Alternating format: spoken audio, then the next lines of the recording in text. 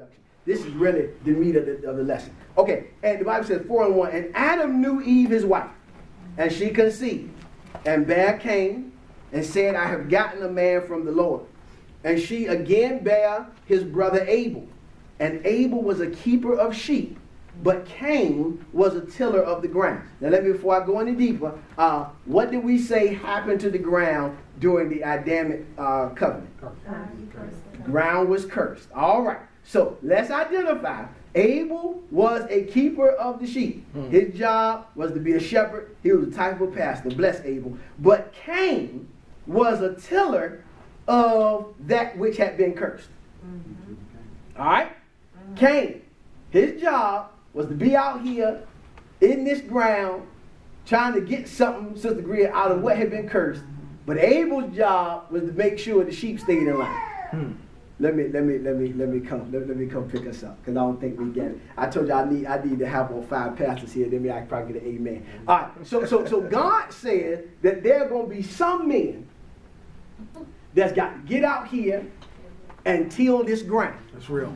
But then there's going to be some men that's got to tend to the sheep. Teaching. Oh, yeah.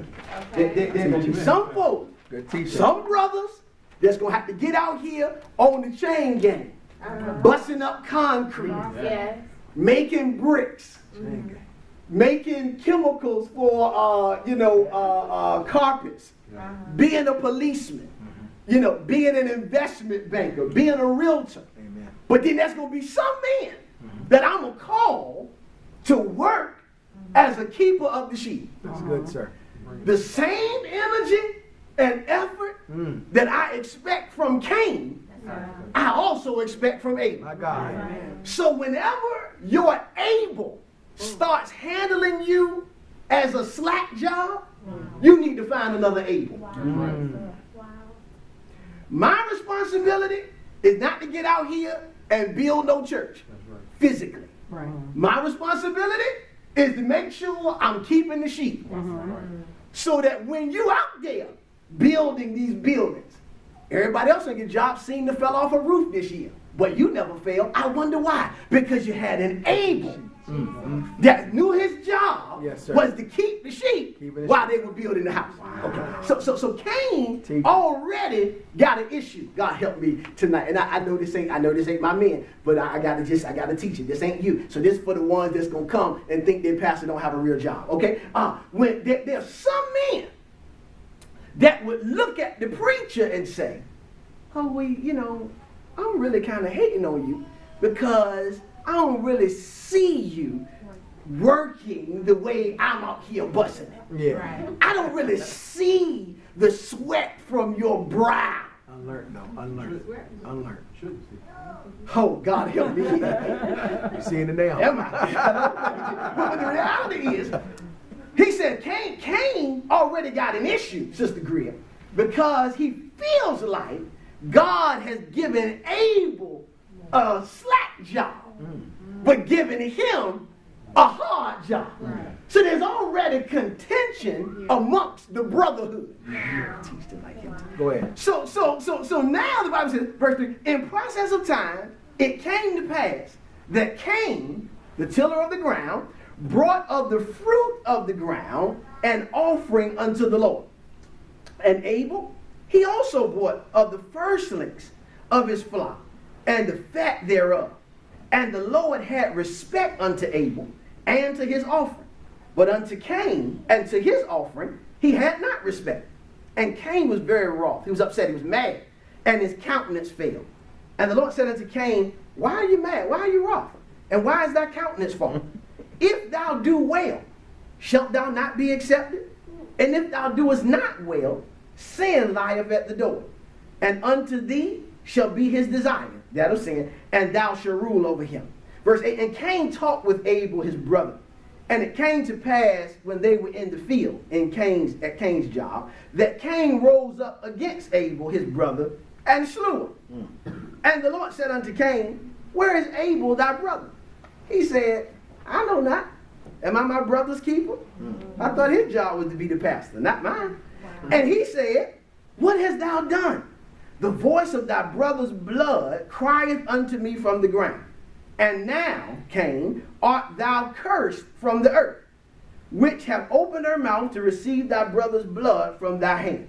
When thou tillest the ground, it shall not henceforth yield unto thee her strength.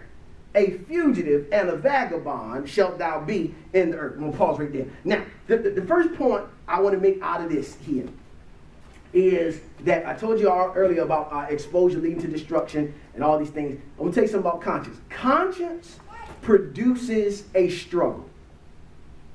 First point I want to make. Conscience produces a struggle. When I don't know another way, I'm not going to struggle with anything because all I know is one way. But when I'm made aware of another way, there is now introduced a struggle. Let me give you a definition before I hit you, because point one is really going to be heavy. So let me give you a definition. Conscience. Conscience is this. This is an English definition of the word conscience. An inner feeling or voice. It's an inner feeling or voice viewed as acting as a guide. An inner feeling or voice viewed as acting as a guide to the rightness or wrongness of one's behavior. I'll give it to you again. An inner feeling or voice viewed as acting as a guide to the rightness or wrongness of one's behavior. Another definition for conscience is an awareness of right and wrong with the compulsion to do right. The awareness of right and wrong with the compulsion to do right. So conscience is always going to be the voice in me that lets me know when something is right or something is wrong. Conscience has a responsibility to always compel me to do what's right. Okay? Since consciousness has, Sister Lipscomb, the responsibility to compel me to do right, when I do wrong, that means not only did I fight what was inside of me, I also fought my nature, and I did it anyway. I had to put effort into doing wrong. Wow. When there's a battle over my conscience. Because my conscience is always going to compel me to do the right thing. Well, why is that, Pastor Hinton? Thank you for asking me. Because even with all the junk that's sometimes in our lives and on our lives, at the heart of our life is still God. And because God is right, He's always going to prompt me to do right. I just make a determination to do wrong when I want to. He breathed His life into me. So it's His life in me that's still telling me to do right, even when the option is there now to do wrong. So in the story of Cain and Abel, we identify that Cain had to fight the inner feeling to preserve his brother's life just so he could kill him. Because had he not had a fight, it wouldn't have been a problem for him to off his brother. Let me give you this point. First point I want to make as it relates to consciousness. I know I've been making a lot of points, but this is really point one. When God controls your money, He controls you. Oh God, help me tonight to teach and to share in the accordance of your will and wisdom. Thank you, sir. When God controls your money, oh Lord, He controls you. Wow.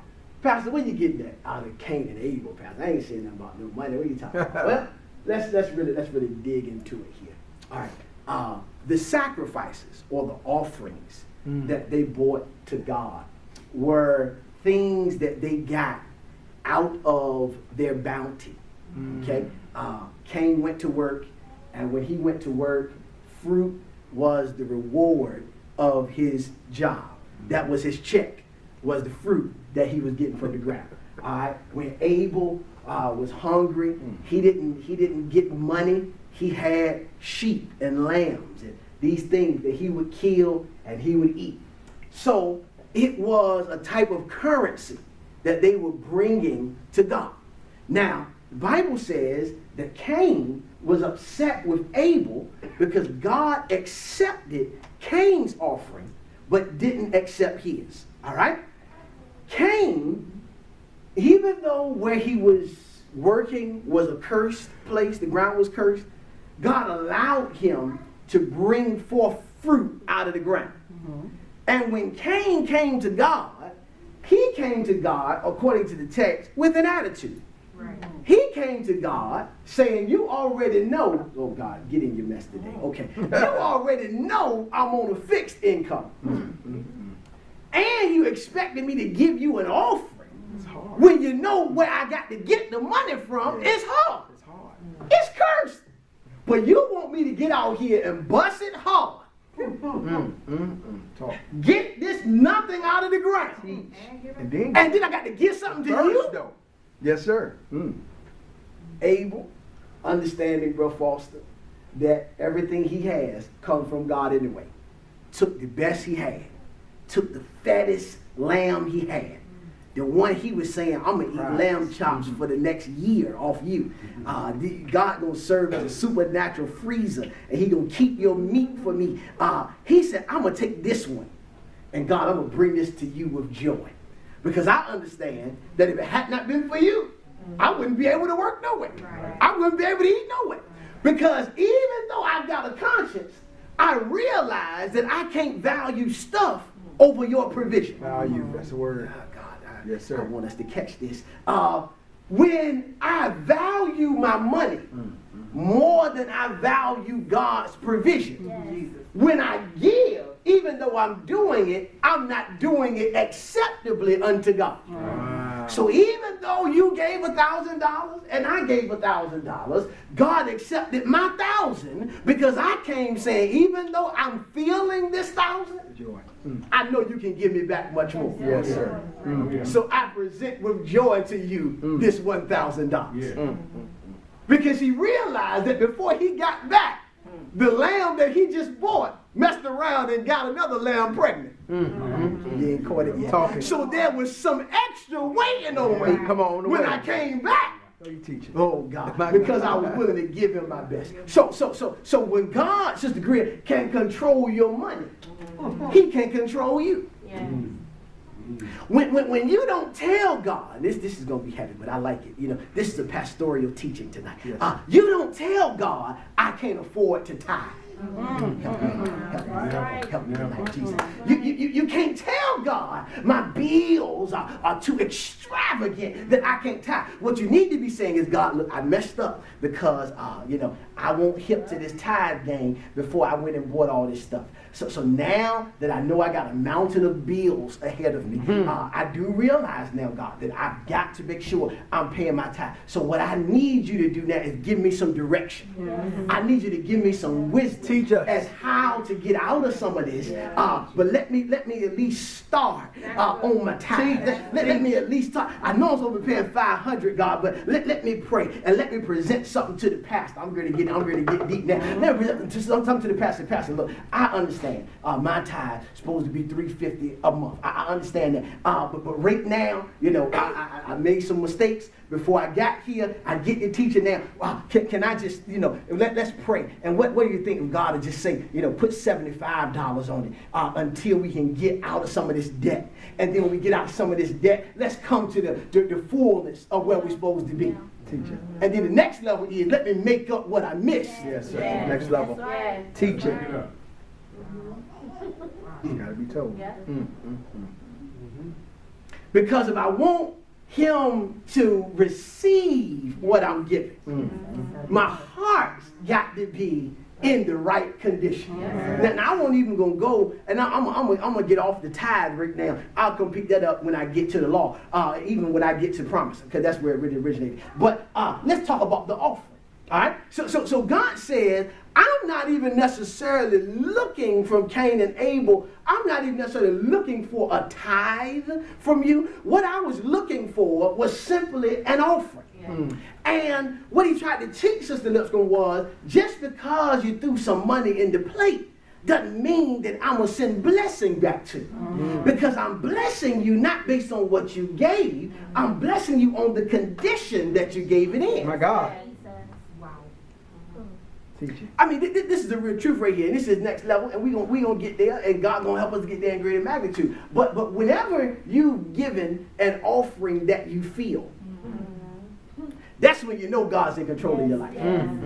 When you give an offering that you still think about when you go back to your seat.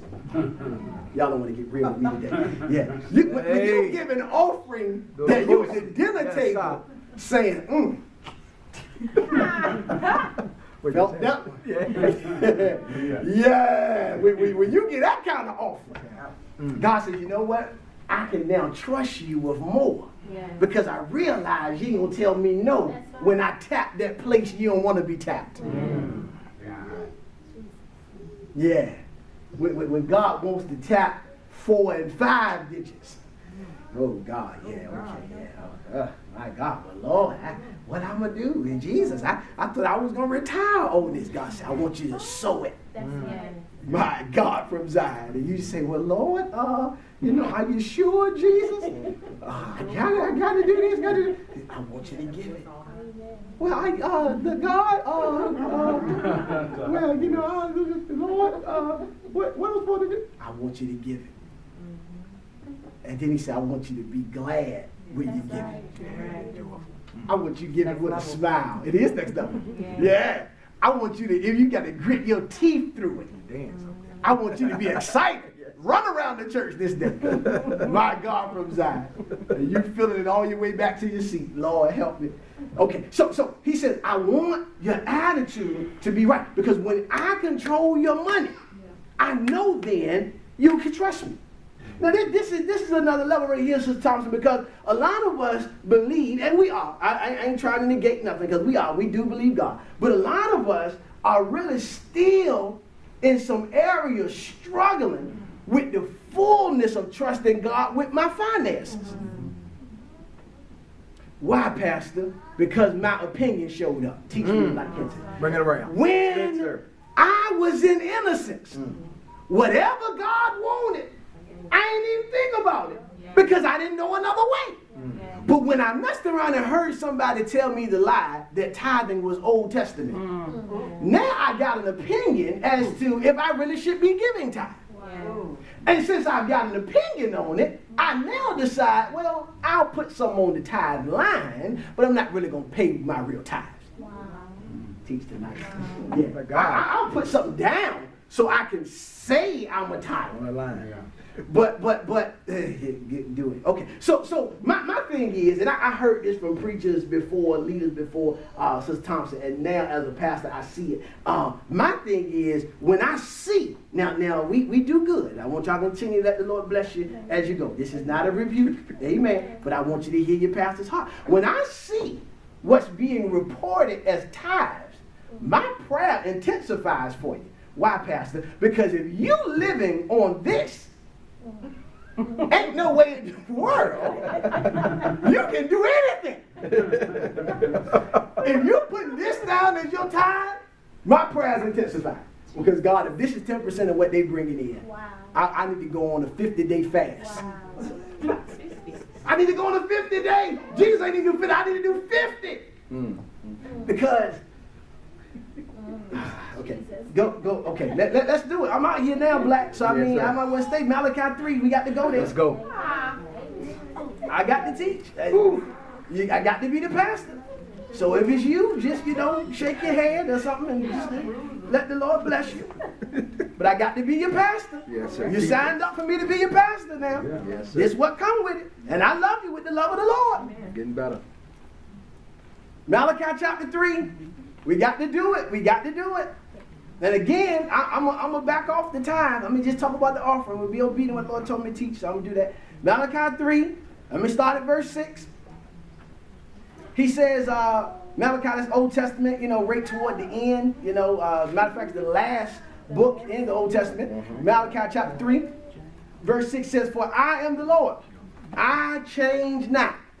Therefore ye sons of Jacob are not consumed. Even from the days of your fathers, ye are gone away from mine ordinances, and have not kept them. Return unto me, and I will return unto you, saith the Lord of hosts. But ye said, wherein, Lord, shall we return? We thinking we good. We ain't got nothing. We ain't do nothing wrong. God said, will a man rob God? Yet ye have robbed me. But ye say, wherein have we robbed thee? He answers, in tithes and offerings. This is why, verse 9, ye are cursed with a curse. For ye have robbed me, even this whole nation. Bring ye all, somebody say all the tithes into the storehouse, that there may be meat in mine house. And prove me now herewith, saith the Lord of hosts, if I will not open you the windows of heaven, and pour you out a blessing, that there shall not be room enough to receive it.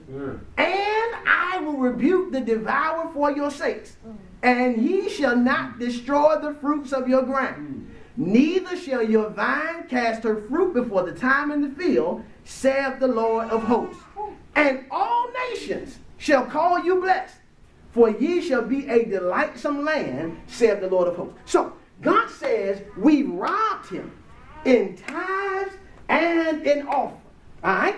Our robbing him in the tithe is when we're not giving the 10% of that which we make. Now, Pastor Hinton's belief, Bethel Temple Faith Church policy and belief is the tithe is representative of 10% of your gross income. Now, that's the standard of the house.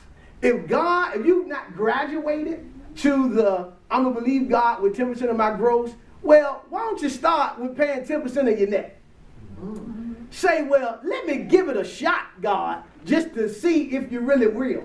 The problem is, Sister Thompson, when you start with the 10% of your net, you're confusing your spirit to think you're satisfying God. I'm teaching real good tonight. But if that's where your faith is, I'm going to tell you, do it. Do it. Do it where your faith is. But my thing to you would be this. When God proves himself to you as you're paying 10% of your net, graduate to 10% of your gross. That's right. Don't be a 10% net tither for the rest of your life, because you're cheating God and you're cheating the church. Oh, Lord, you ain't supposed to talk like that, Hinton. Well, I'm going to talk anyway. You're cheating the church. I ain't talking about with money. I'm talking about with our blessing. But then we want to be used. Pastor, when I'm going to be able to expedite the service, when I'm going to be able to say a prayer, when I'm going to be able to sing, when I'm going to be able to do the welcome, when you start tithing.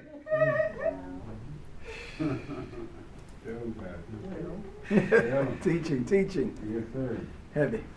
I'm going to say this now. This is Pastor Hinton, and I'm going to say it again when I get some more faces and seats in the bodies in the seats. I'm going to say it again.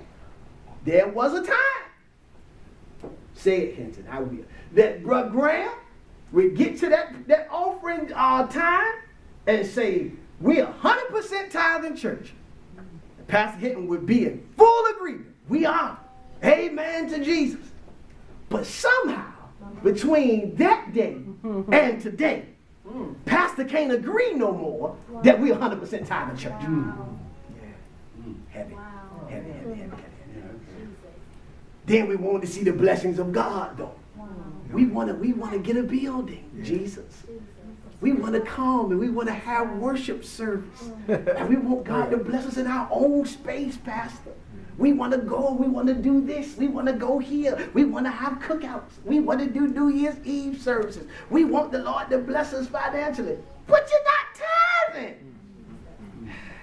God help me tonight. Yes, So he says we got to stop robbing God. This is not a ploy for Pastor Hinton to get in your pocket. This is a ploy for you to get God in your pocket. Maybe you'll catch that. Yeah. Because when he gets in your pocket, he got control of your life. Yeah. Teaching. That's right. You won't even find yourself slipping and dipping as much as you've been. Why? Because God got control of my life. When I'm willing to give him of my, I told y'all this on Sunday, when I give him my resource, he gives me his resource. Yes. All right. So when God gets in your money and you're willing to give, Go. Let me show y'all this. This is scripture. My spiritual father showed me this before I started pastoring. He said, son, I want you to keep this scripture before you people when it relates to their money. Go to 1 Corinthians chapter 8. I want to show you something. Lord, I'm going to follow you, Jesus. All right. I'm going to show you something. 1 Corinthians chapter 8. Might be 2 Corinthians. I think it's 2 Corinthians. Yeah. I think it's 2 Corinthians.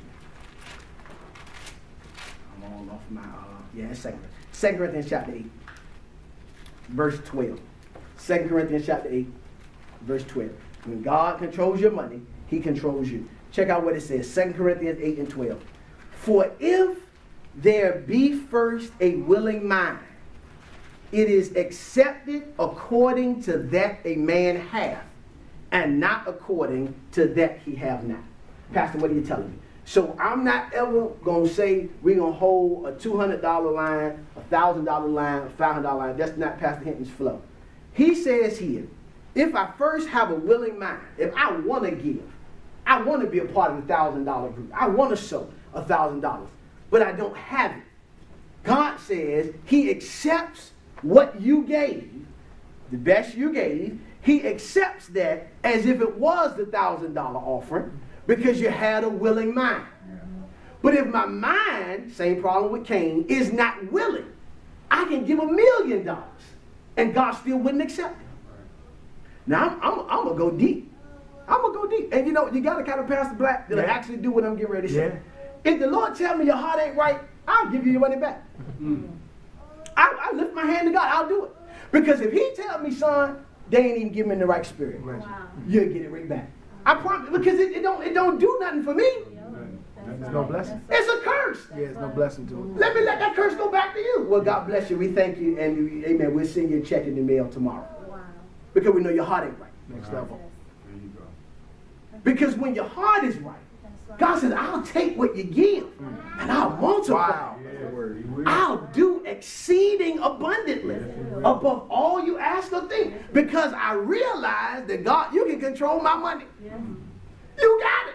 I'm gonna tell you, I'm gonna put y'all, I'm gonna put myself out here. God told us Minister Black, so I want y'all to go to Concord. We ain't have $1 million saved, but I said, God, you told me to go, and I know you told me to go, and you told me to go and start this church. So what I'm gonna do, I'm gonna cash out everything. I had 11 and a half years in a 401k. First lady had 20 years in a retirement plan. Now, First Lady, she had the years, but didn't have the age to retire. So she had to pull the switch when she was eligible to retire. If she just waited, 7, 8 more years, whatever, she could have got X amount of dollars in additional money. But God said, I want y'all to spend everything you got. I want you to cash out, and I want you to come. So I said, okay, God, we're going to cash out. Now, this is the thing, Diggins Black. Both of us too young to be cashing out. Right. So when we cashed out, Uncle Sam did a dance. He was cabin packing. He cashed out. He was jujuing, whatever they do now. He was stanky legging. He was doing all kind of stuff. He cashed out. Yeah. He was excited. He was like, oh, let me high five y'all from a distance. Not only am I getting my federal tax, my state tax, I'm going to also get a 10% penalty for you cashing out before you was 59 and a half. And I'm going to hit you with a penalty for moving out of the state.